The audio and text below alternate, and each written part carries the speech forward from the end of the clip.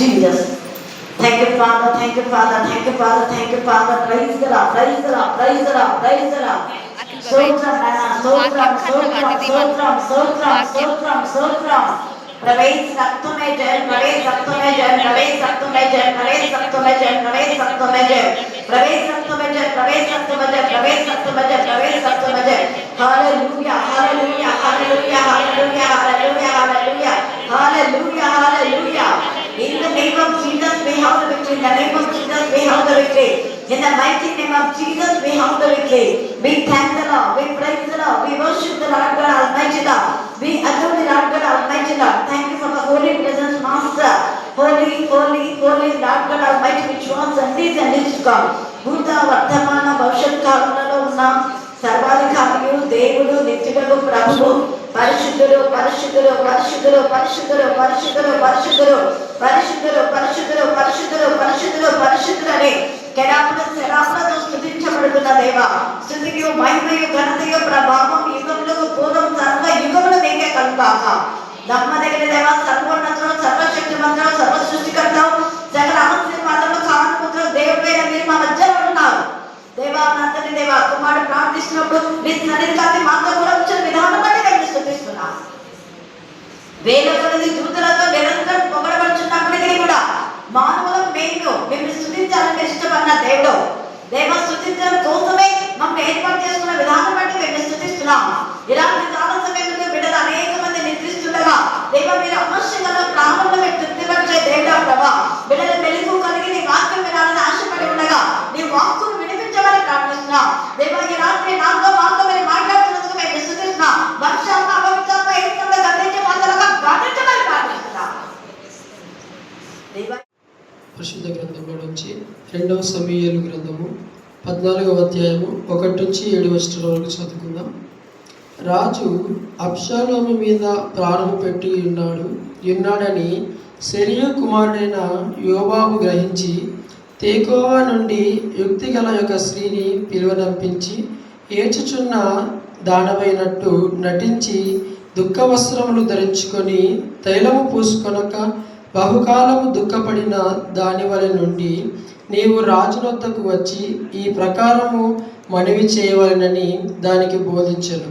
కాగా తేకోప ఊరి స్త్రీ రాజునొద్దకు వచ్చి సాగిలపడి నమస్కారము చేసి, రాజా రక్షించుము మనగా, రాజు నీకేమి కష్టము వచ్చినని అడిగాను. అందుకు ఆమె, నేను నిజముగా విధవరాలను, నా పెనిమిటి చనిపోయెను, నీ దాసినైన నాకు 2 కుమారులు ఉండిరి, వారు పొలంలో పెనుగులాడుచుండగా విడిపించు వాడెవడునూ లేకపోయినందున వారిలో నొకడు 2వ వారిని కొట్టి చంపెను. కాబట్టి నా ఇంటి వారి అందరూ నీ దాసినైన నా మీదికి లేచి తన సహోదరుణ్ణి చంపినవని అప్పగించుము. తన సహోదరుణ్ణి ప్రాణము తీసినందుకై మేము వారిని చంపి హక్కుదారిని నాశనం చేతుమంటున్నారు. ఇలాగున వారు నా పెనిమిటిని భూమి మీది పేరైనను శేషమైనను లేకుండా మిగిలిన నిప్పురవను ఆర్పివేయబోచున్నారని రాజుతో చెప్పగా దేవుడి యొక్క లేఖన భాగాన్ని దీవించి ఆస్వాదించును గాక. ఆమేన్, ఆమేన్. దేవుడు అని మేము స్తుతిస్తున్నాం. నజరేయుడైన యేసు నామంలోనే నా తండ్రి మా ప్రతి అవసరం మీరు తీరుస్తున్నందుకు మేము స్తుతిస్తున్నాం. ఈ రాత్రి కాల సమయమందు మా ప్రభ నా తండ్రి నీ యొక్క వాక్యం మా తండ్రి మాతో మీరు మాట్లాడుతున్నందుకు మేము స్తుతిస్తూ మనుష్యాత్మ అపవిత్రాత్మ నా జయిస్తంలో గద్దించి పాతలుగా బంధించమని ప్రార్థిస్తాం. అలాగనే నా ప్రభ చిన్ని బిడ్డ నా ప్రభ మరణ విషయంలో నా తండ్రి తల్లు మా ప్రభ ప్రాంతం రాజస్థాన్లో ఎంతగా నా ప్రభ నా తండ్రి అల్లజడి కలవరాలు వాటి నుంచి మీరు విడిపించండి. పరిశుద్ధమైన జీవితం దాయించండి. అక్కడ మృగాలతో మీరు మాట్లాడి గద్దించండి. వారి తల్లిదండ్రులకు మా తండ్రి వారి అక్క జిల్లాకు రైట్ మైండ్ మీరు దాయించమని ప్రార్థిస్తున్నాయి. ఆ స్తోత్రం దేవా నా ప్రభ న్యాయం విధించడానికి నా ప్రభ నా తండ్రి రాష్ట్రానికి కావాల్సిన జ్ఞానం వివేకాన్ని మీరు దాయించమని ప్రార్థిస్తున్నాయి. ఆ స్తోత్రం మీకే స్తోత్రం, మీకే స్తోత్రం, మీకే స్తోత్రం, మీకే స్తోత్రం, మీకే స్తోత్రం, మీకే స్తోత్రం. దేవ అధికారులైన వారు న్యాయంగా మా తండ్రి పరిపాలన చేయడానికి మీ జ్ఞానాత్మతో నింపమని మమ్మును ఆత్మను మీ చేతులకే సమర్పిస్తున్న జయస్నామన ప్రార్థిస్తున్నాం తండ్రి. ఆమేన్, ఆమేన్, ఆమేన్. గట్టిగా వాక్యానికి సంబంధించినది ఇది కూడా ఉంది. రేపటి కోసం ధ్యానం చేస్తున్నా, ఈరోజు చేస్తున్నా. రేపు ఇంకొక విషయంలో దేవుడు మాట్లాడతారు. మీకా ప్రవక్త మనం బుధవారం, ప్రతి బుధవారం, ఆదివారం, శుక్రవారం 3 రోజులు మరి మీకు ధ్యానం చేసుకుంటున్నాం. ఈ రాత్రి కాల సమయంలో మన ధ్యాన అంశం ఏంటంటే యుక్తి గల తెకోవా స్త్రీ. చెప్పండి, మళ్ళీ చెప్పాలి.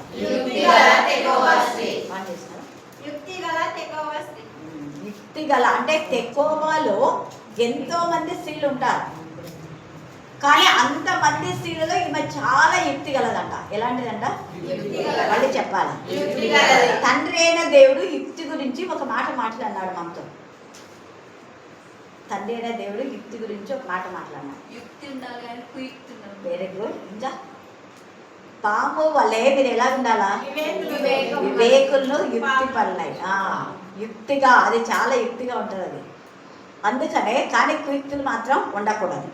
యుక్తి కలిగి ఆ యొక్క పాము సర్పము యుక్తి కలిగి స్త్రీని మోసగించనని, కానీ అది కుయుక్తి కలిగి మోసగించింది. మామూలు యుక్తి కాదు, అది చాలా కుయుక్తి. ప్రస్తుతం సమాజంలో చాలామంది యుక్తిని పక్క పెట్టేసి కుయుక్తి పనులు చాలా మంది ఉన్నారు. ఇక్కడ జరిగినటువంటి విషయం ఏంటంటే 13, 14, 15 3 అధ్యాయాలు చదువుకుంటే మీకు క్లారిటీగా ఉంటుంది. ఇంటికి పోయిన తర్వాత చదవండి. 13వ అధ్యాయంలో ఏం జరిగిందంటే అందం మోసకరం, సౌందర్యం వ్యర్థం. అక్కడ అబ్షాలోము ఉన్నాడు. అబ్షాలోము చాలా అందమైన వాడు, ఎక్కడ కూడా లోపం లేదు. మామూలుగా కొంతమంది చాలా చక్కగా ఉంటాయి, ఈ పిల్లకు ముక్కు సరిగా లేదు, ఇంత బాగుంది, లేకపోతే ఇంక ఏదో ఒకటి పేరు, కళ్ళు సరిగా లేవు, పిల్లి కళ్ళను, ఏదో ఒకటి వెంట్రుకలు తక్కువ ఉన్నాయని ఏదో ఒకటి లోపం చెప్తారే అంటారు. కానీ ఏ లోపం లేని వాళ్ళంతా అబ్షాలోము, తర్వాత తామారు. చాలా చక్కది తామారు. ఆమె అందమైన ఆమె అందానికి అన్న అనే వాయు వరుస లేకుండా అమ్నోను అంటే తన యొక్క మళ్ళీ ఈ యొక్క దావీదుకున్నటువంటి భార్యలో ఇంకొక భార్య కొడుకు అనమాట. అమ్నోను అనేవాడు చెడ్డవాడు. వాడు ఎలాగ చెడ్డవాడయ్యాడు అంటే వాడికి వచ్చినటువంటి ఆ యొక్క చెడు ఆలోచన కల వ్యక్తులతో వాడు ఉన్నాడు కాబట్టి వాడికి ఆలోచన వచ్చింది. ఈ రాత్రి కాల సమయమందు మీ యొక్క పరిసరాలు ఎలాగున్నాయి జ్ఞాపకం చేసుకోండి. ఈ రాత్రి కాల సమయమందు పరిసరాలు చెడిపోవడానికి, పట్టణాలు నాశనం కావడానికి, కుటుంబాలు చెడిపోవడానికి కారణం మరి ప్రత్యేకమైన విధానంలో సహవాసమే. ఏ సహవాసంలో మనం ఉంటే ఆ సహవాసంలో వచ్చేటటువంటి మరి ఉగ్రత, లేకపోతే ఆ సహవాసం ద్వారా వచ్చే చిక్కులు, ఇబ్బందులు, వేదనలు, రోదనలు మనం ఫేస్ చేయాల్సి వస్తుంది. ఇక్కడ ఈ అమ్నోను అనే వాడి దగ్గరికి మంచి వ్యక్తులు లేరు. చూడండి ఎందుకు అంటే 13వ అధ్యాయము 2-3 వచనాలు చదవండి. తామారు కన్య అయినందున ఆమెకు ఏమి చేయవలనన్నను దుర్లభమని అమ్నోను గ్రహించి, వీడికి ఎంత ఎత్తుపాడు చూడు. ఆమె కన్యకని తెలుసు, అన్ని తెలుసు, మళ్ళీ వాడు గ్రహించి అంట సిగ్గు లేకుండా. చదవా. చింతాక్రాంతుడై వాడు చూడండి ఎంత చెడ్డ ఆలోచనలో మళ్ళీ చింత అంట, సిగ్గు లేకుండా. వచ్చిందే పాడ ఆలోచన వచ్చిందని చింతపడాలి. కానీ వాడి ఆలోచన ఏంటంటే నా ఆలోచన వర్కౌట్ కాకుండే ఆమెను ఎలాగ అనుభవించడానికి ఏం ప్లాన్లు వేయాలి అని. అవును, ఇంత చెడ్డాలు వచ్చింది చెల్లి గురించి ఇచ్చి ఈ పాడ ఆలోచన రాకూడదు, నా కోసం గ్రాండ్ చేయి నాన్నగారు అని వాళ్ళ నాన్నను అడగాలి. ఎందుకంటే అభిషేకం పొందిన వాడు దావీదు, లేదా వేరే పెద్దవాళ్ళతో వాళ్ళ తల్లితోనన్నా అమ్మ ఇలాంటి చెడ్డ ఆలోచన రాకూడదు కదా సహోదరి పైన, అమ్మ నాకు బుద్ధి చెప్పండి, లేదా నా కోసం ప్రార్థన చేయి, ఆల్రెడీ వాళ్ళకు ధర్మశాస్త్రం గురించి తెలుసు అని వాడు చెప్పాలి. కానీ వాడు అలాంటి నీచమైనటువంటి ఆలోచనలో వాడు ఇంకా చింతాక్రాంతుడై వాళ్ళ పాపం కోరిక తీర్చుకోవడానికి వాడికి చింత అయింది. చింతాక్రాంతుడై తన చెల్లెలైన తామాను బట్టి చిక్కుపోయినాడు. చూసినావా వీడి బుద్ధి ఎలాగుందో. మన పవన్ చెప్పాడు ఎముకలకు, అదే మనసు నలిగిపోయినటువంటి మనసు ఎముకలకు ఏమైతుందంట కుళ్ళు. వాడి కులుకుంటున్నాడంట, చిక్కిపోయినాడంట. పాపం చిక్కిపోతే ఎందుకు చిక్కిపోయినాడు? పాపం వల్ల వచ్చే జీతం ఏంటి? మరణం. వాడికి పాపం మంచి ఆలోచన ఉంటే ఎముకలకు అదేంటి శక్తి వస్తుంది. మనం ఇక్కడ యెషయా 58లో మనం చూసినప్పుడు ఎంత ఎముకలను దృష్టిగా ఉంచేటటువంటి దేవుడు మన దేవుడు. మన దేవుడు అప్పగించే పని నమ్మకంగా మనం చేస్తే మన ఎముకలకు మరి ఎంతగానో సత్తు కలుగుతుంది. వీడు అలాగా చేయటం లేదు. సామెతలు 3లో కూడా ఆ మాట ఉంది, మనం చూసుకున్నాం. ఇక్కడ చూడండి, అమ్నోను మిత్రుడు ఒకడు ఉన్నాడంట. వాడు దావీదు సహోదరుడైన చిమ్యా కుమారుడు అతని పేరు యెహోనాదాబు. ఎప్పుడు మర్చిపోదు, ఇక్కడ యోనాదాబు అని ఉంటుంది, యోబాబు ఉంటాడు. ఇలాగ చిన్న చిన్నవి మళ్ళీ పొల్లులు ఉంటాయి అన్నమాట. జాగ్రత్తగా మనం దీన్ని చదువుకోవాలి. యెహోనాదాబు, వీడి పేరు ఏం పేరు? మళ్ళీ చెప్పాలా? వీడు మిత్రుడు అన్న. వాడు ఎలాంటి వాడు అంటే, ఎలాంటి వాడు చూడండి, బహు కపటం గలవాడు అన్న. ఎలాంటి వాడు? వాడు కొంచెం కాదు, చాలా కపటమైన వ్యక్తి. వాడు కపటమైన వ్యక్తి అని మీకు తెలిసి కూడా వాడితోనే వాడు మళ్ళీ సహవాసం చేస్తున్నాడు. మనం కూడా ఈ రాత్రి కాల సమయమందు ఫలానా వ్యక్తులు లేదా ఫలానా ఇంటి వాళ్ళు బహు కపటమైన వాళ్ళు నీచులు, వాళ్ళు దేవునికి విరోధులు, వాళ్ళ ఇంట్లో వాళ్ళందరూ కూడా కామపిచాచులు అని తెలిసి కూడా మనం వాళ్ళతో సహవాసం చేస్తాం, వాళ్ళకి సపోర్ట్ చేస్తాం, వాళ్ళతో మాట్లాడతాం, వాళ్ళ చర్చికి రప్పిస్తాం, వాళ్ళకే వాక్యాలు ఇస్తాం. మనల్ని ఇంకా అంటే ఇలాంటి వాళ్ళు ఎవరు? ఇంకా కపటమైన, అవునా కదా? కపటమైన వాళ్ళను ఐడెంటిఫై చేసి వాళ్ళని గద్దించి బుద్ధి చెప్పే పారదోలాలి. కానీ అలాంటి వాళ్లకు సపోర్ట్ చేస్తున్నామంటే వాళ్ళు వాడిని మించిన కపటమైన వాడు ఉంటాడు. ఎందుకంటే ఇక్కడ మిత్రుడు అనేది కపటమైన, వీడిని మించి వీడు అమ్నోను ఉన్నాడు, అమ్నోను మించి వీడున్నాడు. ఇద్దరు కపటమైన ఆలోచనలో ఉన్నారు. అవునరా, నీకు బుద్ధి ఉందా? నీకు అసలు చెల్లి గురించి ఇలాగ ఆలోచిస్తున్నావు అని తిట్టాలి మంచి మిత్రుడు అయితే. కానీ వీడు ఎలాంటి కపటమైన అంటే, ఇలా చేస్తే వాళ్ళ చెల్లి పాడు చేస్తే అంశాలను ఊకోడు, ఖచ్చితంగా వీడు చేస్తాడు. మిత్రుడై ఉండి అమ్నోను చావును కోరుకున్నాడు. వాడు అదే క్విక్ అంటే. అందుకనే లెక్కలేని ముద్దులు పెడతాంట. ఎవరు? అది పగవాడు కాదు, మిత్రుడే, సొంతలు కూడా లెక్కలేనని ముద్దులు పెట్టాడు. కానీ వాని ముద్దులకు నువ్వు మరి మోసపోవద్దు అనేది. అందుకే చాలా పగవాడు కూడా అంతే.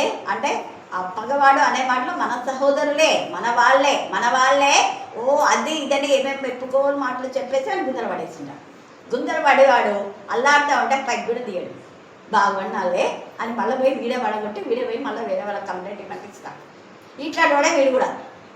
చూడండి ఏం చేస్తున్నాడు అక్కడ, రాజ కుమారుడవై నీవు నానాటికి చిక్కిపోటకు హేతువేమని సంగతి నాకు తెలియచెప్పవా అని అమ్నోనుతో అనగా, అమ్నోను నా తమ్ముడగు అబ్షాలోము సహోదరి అయిన తామారు నేను మోహించున్నానని అతనితో అనను. చదమ్మా. యెహోనాదాబు ఎంత పలికిమాల ఆలోచన ఇస్తున్నాడు.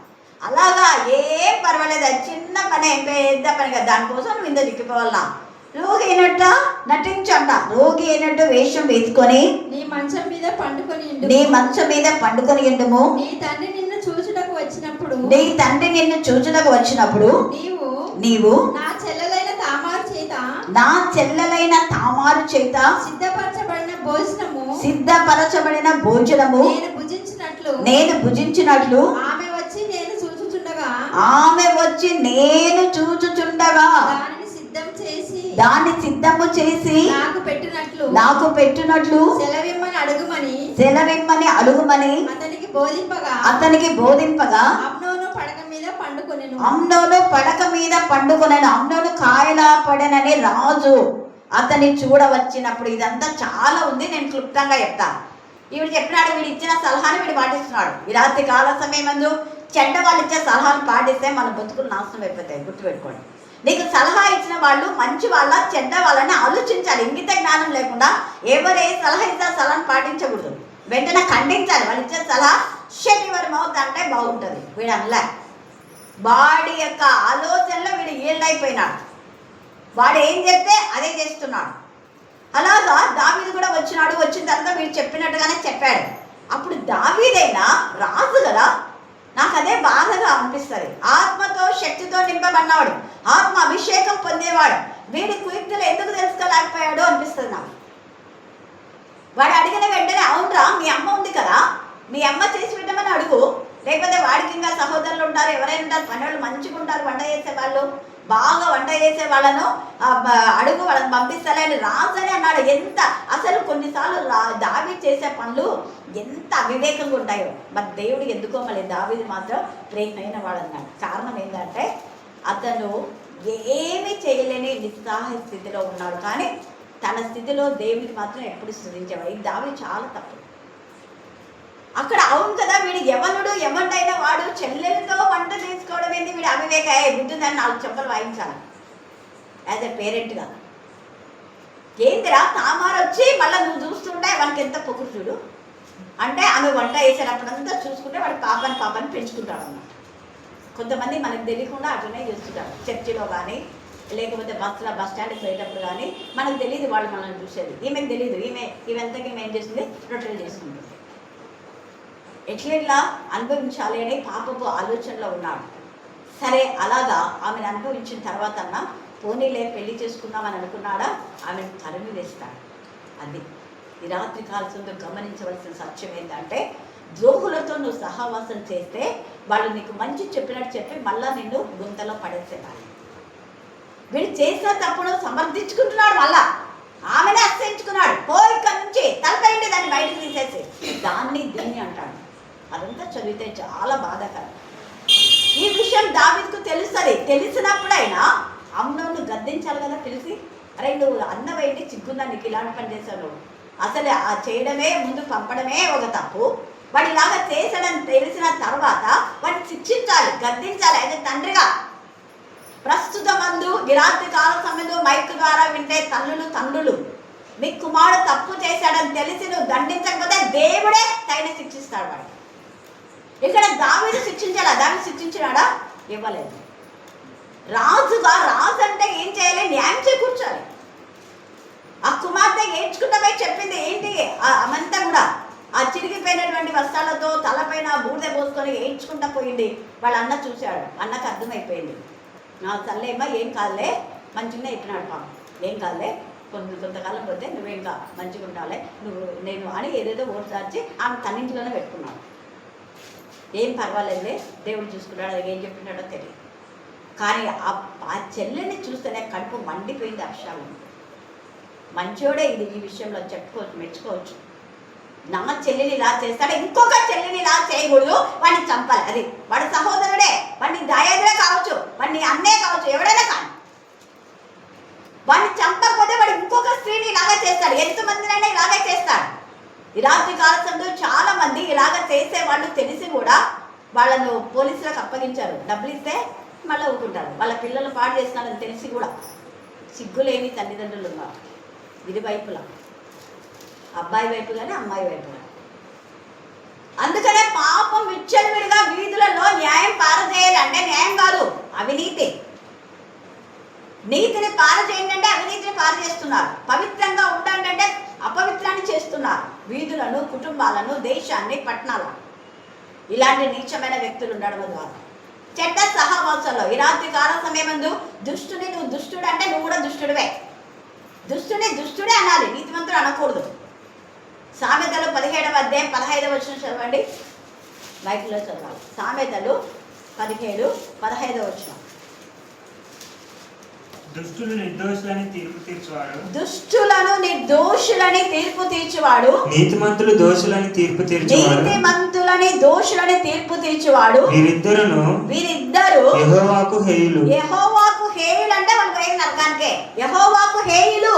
ఇస్కరియోతు యూదా యెహోవాకు దేవుడికి హేయుడు అయిపోయినాడు. అందుకే అతను వాడే ఉరేసుకున్నాడు. వాడిని ఎవరైనా అసలు సెయింట్గా అపోస్తులుగా ఉండవలసిన అతను వాడు అని అనిపించుకున్నాడు.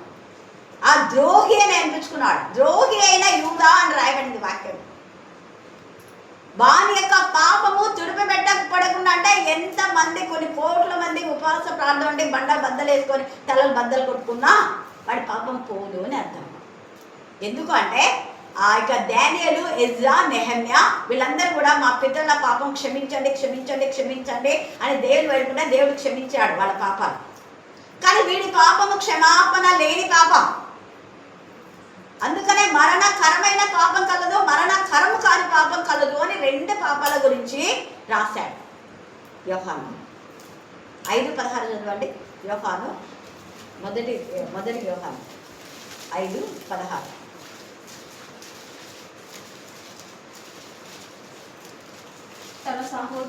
తన సహోదరుడు మరణకరము కాని పాపము చెయ్యగా ఎవడైనను చూచిన ఎడల అతడు వేడుకొనును అతనిని బట్టి దేవుడు మరణకరణం కాని పాపము దేవుడు మరణకరము కాని పాపం చేసిన వాడిని క్షమిస్తాడు. జీవము దయచేయును. క్షమించి జీవాన్ని దయచేసి వాడు సావకుండా జీవం ఇస్తాడు. మరణకరమైన పాపం కలదు. మరణకరమైన పాపం ఉంది ఇక్కడ. అక్కడ మరణకరము కాని పాపం వాడు చేశాడు కాబట్టి వారి పక్షంగా మనమందరం ప్రార్థన చేస్తే దేవుడు క్షమించి వాళ్ళకి జీవాన్ని ఇస్తాడు. అంటే వాడు తెలియక చేసిన పాపం, అది అనుకోని విధానంలో చేసిన పాపం. వీడు కొన్ని ఏళ్ల నుంచి అనుకున్నాడు వీడు అమ్నోను. ఇక్కడ అన్నాడు మరణకరమైన పాపం కలదు, అట్టి దానిని గురించి వేడుకొనవలనని నేను చెప్పలేదు. వాడి కోసం ప్రార్థన చేయమని నేను చెప్పలేదు. నేను చెయ్యను, మీరు కూడా చేయొద్దండి. యోహాను యేసు ప్రభు రొమ్మున అనుకున్న శిష్యుడు. యేసు కూడా చేయలేదు ఇస్కరియోతు యూదా కోసం.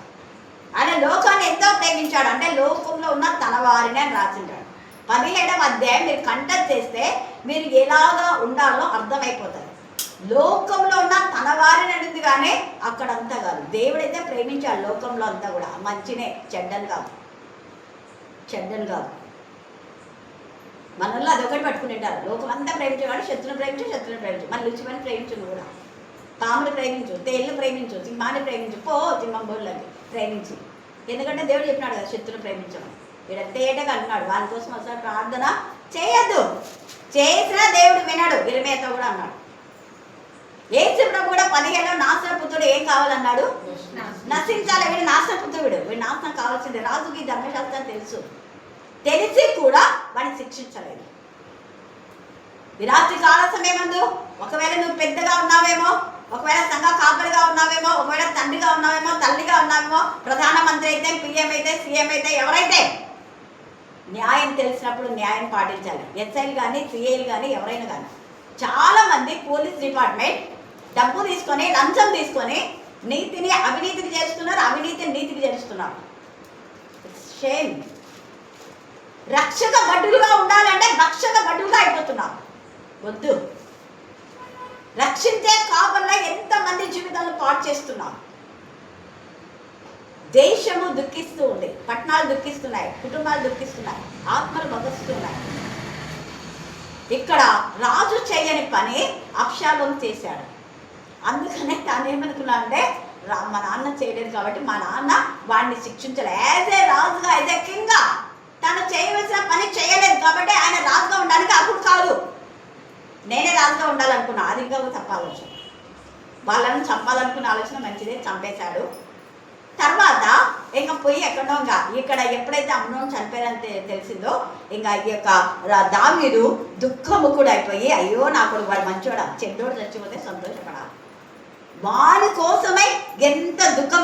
అబ్షాలోము మీద ప్రాణం పెట్టుకొని వాడిని చంపేవాడు. వీడు చెప్పినాడు కాబట్టి వాడిని ఎవరైనా చంపుతారేమో అని ప్రాణం పెట్టుకొని ఉన్నాడు. అప్పుడు తెకోవా స్త్రీ ఎంత జ్ఞానవంతురాలు చూడండి, ఎంత ధైర్యవంతురాలు. ఆ యొక్క ప్రాంతంలో, తెకోవా ప్రాంతంలో ఈమె ఒక్కతే. ఏంటి అంటే రాజును సరైన విధానంలో జ్ఞానాత్మతో సమాధానపరచాలి అని. రాజు తన పని రాజ్యం లేకుండా ఆయన మూల కూర్చొని బాధపడకుండా కూర్చుంటే వీళ్ళకందరికీ సహించాల. యోవాబు చాలా జ్ఞానవంతుడు. యోవాబు కూడా వాళ్ళ మేనల్లుడు, తన అక్క కొడుకులు 3 ఉన్నారు ఆయన దగ్గర యోవాబు. అందుకని యోవాబు పిలిపించాడు. యోవాబు చాలా బాధపడ్డాడు. యోవాబుకు వీడు అమ్నోను చనిపోవడం సంతోషమే. యోవాబు అబ్షాలోమును కూడా చంపుతాలని అనుకుంటాడు ముందరనే. ఎందుకంటే వాడి కూడా చెడ్డ ఆలోచన. దావీదు కుమారులు చాలా మందికి చెడ్డ ఆలోచనలో ఉన్నారు. కారణం ఒక్కటే, వాళ్ళ తల్లులు దైవికంగా పెంచలేదు. ఎందుకంటే కొంతమంది తల్లులు వాళ్ళ అన్య స్త్రీలు అన్నమాట, అన్య స్త్రీలను చేసుకున్నారు కొంతమందిని. కింగ్ సొలొమోన్ అయితే అందరు అన్య స్త్రీలే. ఈయన కొంతమందిని మాత్రమే చేసుకున్నాడు. ఆ యొక్క అన్య స్త్రీలు వీడిని ఇలాగా తప్పుడు ఆలోచనలో ఈ అబ్షాలోము పోయి వాళ్ళ తాత దగ్గర పోయి ఉంటాడు, దాక్కుని ఉంటాడు. ఇక్కడ మనం చూస్తే ఈ తెకోవ గల స్త్రీ చూడండి ఎంత జ్ఞానవంతురాలు, ధైర్యంగా, యుక్తి కలిగి.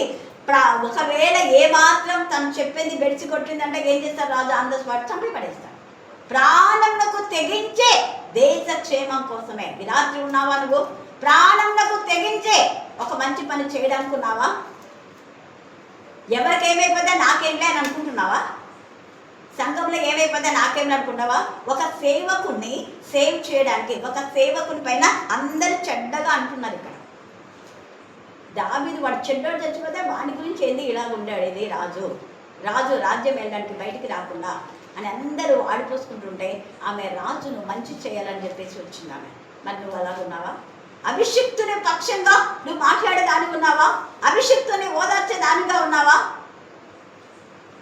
ఇంకా బాధ పెట్టే విధానంలో ఉన్నాం. సమాధాన పరచు బిడ్డగా ఈమె వచ్చింది. ఎక్కడ న్యాయం ఉంటే న్యాయం చెప్పే విధానంలోనే ఈమె వచ్చింది.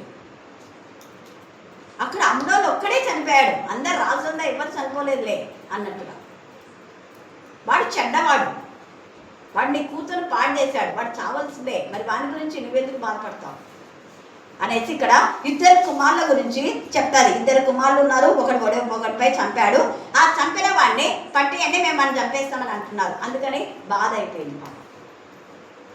ఏం చేయాలో తోచక నీ దగ్గరికి వచ్చాను రాజుగారు అని చెప్పింది. చాలా జ్ఞానవంతురాలు, జ్ఞానంతోనే మాట్లాడింది.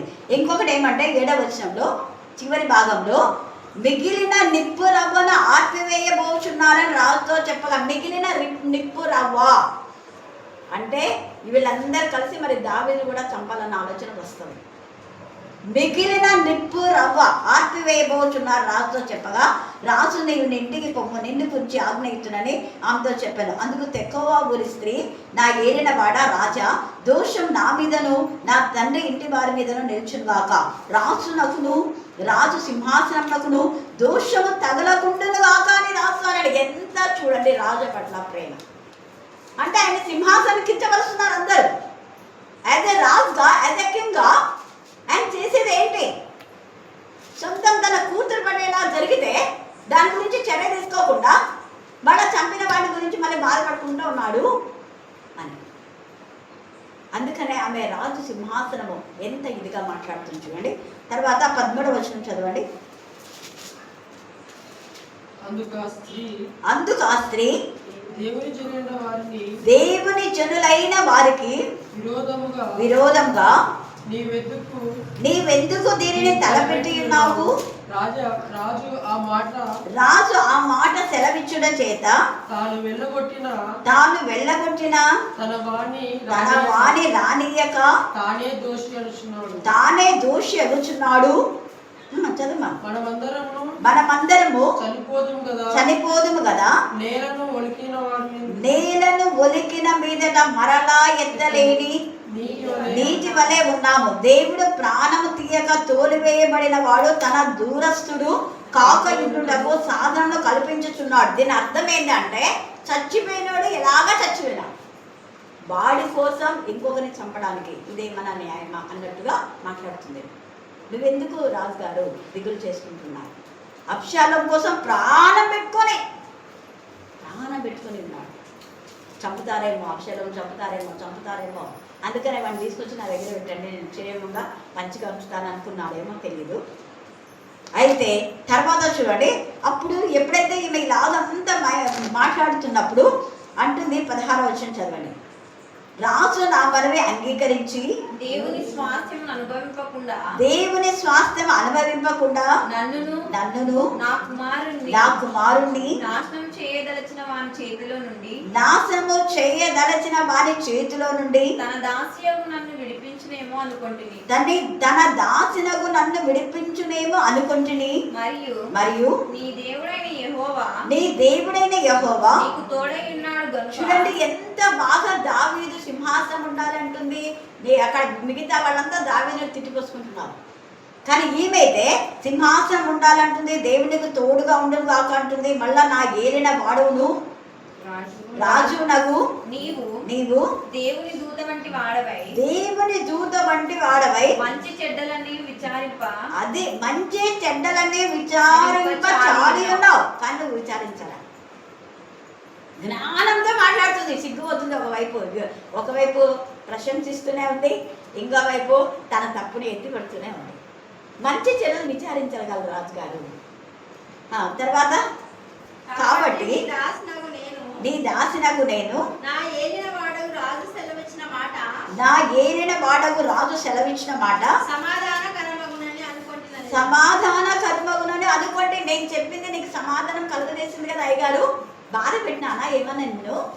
ఎంత బాగా మాట్లాడుతుంది. ఇలాగ మాట్లాడి నేనేమన్నా అవమానపరిచినానా? నేను నీకు సమాధానంగా ఉంది కదా. రాజు నేను నిన్ను అడుగు సంగతి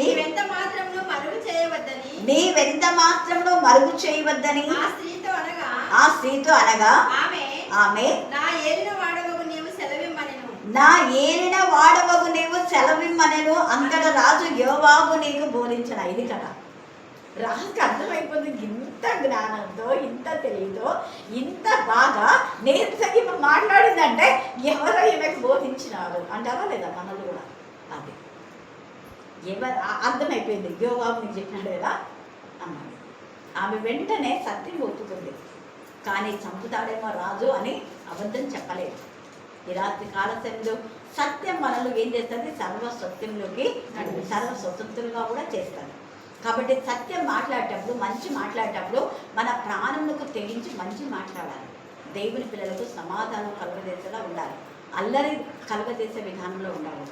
అల్లరి మత్సరము నీచమైన కార్యం ఉందంటే అది భూ సంబంధమైన జ్ఞానం. పైనుంచి వచ్చే జ్ఞానము పరిశుద్ధమైంది, అది సమాధానపరచదు, అది సులభంగా లోబడుతుంది. డైరెక్ట్గా యోవాబే అంటే యోవాబు బాధపడదు అంటే వాళ్ళ నిజంగా అల్లుడు కదా. అల్లుడు మరి మామయ్య అంటే కొంచెం షేమ్గా ఫీల్ అవుతాడు కదా. అందుకని ఎక్కువ స్త్రీని పంపించినారు. వాళ్ళు తెలుగులో తెలివిగా మాట్లాడతారు, దానికి కూడా తెలుసు. అందుకని ఎంత యుద్ధం చూడండి, యోవాబు నిజంగా మెచ్చుకోవచ్చు. హ్యాట్సాప్. ఇక్కడ యోవాబు చాలా విషయాల్లో దావీదుకు మేలు చేస్తాడు అని ఆమెను అడిగినందుకు ఆమె ఇట్లా, నా ఏలిన వాడవైన రాజా, నీ ప్రాణం తోడు చెప్పిన దానిని తప్పగా గ్రహించుటకు నా ఏలిన వాడను రాజునకు నీ వంటి వాడు ఒకడు లేడు. నీకు అన్నీ అర్థమైపోయింది. నువ్వు వెంటనే అన్నం మెతుకొకటి చూసినా అంటే అన్నం అంతా ఏందో చెప్పేస్తావు. గింజ పట్టుకుంటే అప్పుడే అర్థమైపోతుంది అని రాజును బాగా ప్రశంసిస్తుంది. ఆ తర్వాత నువ్వు ఇంటికి వెళ్ళిపో, నేనేం చేయను కానీ అని చెప్పి తర్వాత అబ్షాలోమును పిలిపించని యోవాబుతో చెప్తాడు. ఇక్కడ జరిగిన విషయం ఇంకోసారి దీని కంటిన్యూషన్ ఉంది. తర్వాత అందుకు అప్పుడు చెప్తే కానీ అర్థమవుతుంది. మళ్ళీ యోవాబు కూడా ఈ రాజు కావాలని తృప్తి పడితే ఆ యోవాబే ఈ యొక్క అబ్షాలోమును చంపేస్తాడు. కాబట్టి ఈ సమయం అంటే దాని అర్థం ఏంటంటే పాపం వలన వచ్చి జీతము మరణం. యోవాబు వాళ్ళని చంపకుండా రాజు చంపగించాల్సింది. చంపవలసింది రాజు పరివారం ఉంటారు కదా, సైనికులు, వాళ్ళు చంపాలి. ఇతను చంపకూడదు. కానీ ఇతను చంపాడు కాబట్టి కత్తి పట్టి వాడు ఏమవుతాడు? కత్తి ద్వారా నాశనం అవుతాడు. వాడు చంపిన ప్రాణానికి ప్రాణం కత్తే అంతే. ఇప్పుడు కూడా ఆ పిల్లలంతా చేసినందుకు 32 మందిని చంపాలి. ఇంకా ఇంత తార్చడం ఎందుకో, వెంటనే కాల్చి చంపాలి. ఇంకా ఒకటే చెప్తానే 5 రోజులు అయింది, వెంటనే పోయి చంపాక మళ్ళీ ఎన్కౌంటర్ ఇంకా చెప్పడమే లేదు. కానీ ఇలాంటివి చాలా జరుగుతుంటాయి. మనం చేయవలసింది అంటే ప్రార్థన. ఇంకొకటి మంచి వాళ్ళ సహవాసం ఉండాలి. ఆ పిల్ల చెడ్డవాని ఆటో ఎక్కింది కాబట్టి వాడు చెడ్డ విధానంలో వెళ్ళిపోయాడు.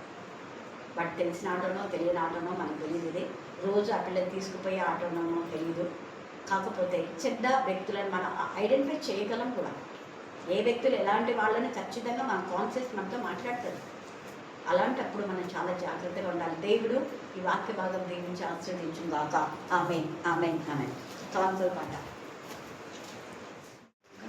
నా సాక్ష్యం ఏమంటే, ఈరోజు ఎగ్జామ్ ఉంది, మిడ్ ఎగ్జామ్. నిన్న నైట్ 10:30 11 కలా చదువుకుంటుంటే స్టమక్ పెయిన్ ఫుల్ వచ్చినది. సండే మార్నింగ్ నుంచి ఉంది, బట్ ఏమంతా అనిపించలేదు. కానీ ఇంకా అమ్మని లేద్దాం అనుకుని ఎందుకులే అనేసి ప్రేయర్ చేసుకొని ప్రేయర్ ఆయిల్ వేసుకొని పడుకున్నాం. మంచిగా దేవుడు స్వస్థతని ఇచ్చినాడు. ఎగ్జామ్ కూడా మంచిగా రాసినాం. దేవుడు దేవుని కొన్ని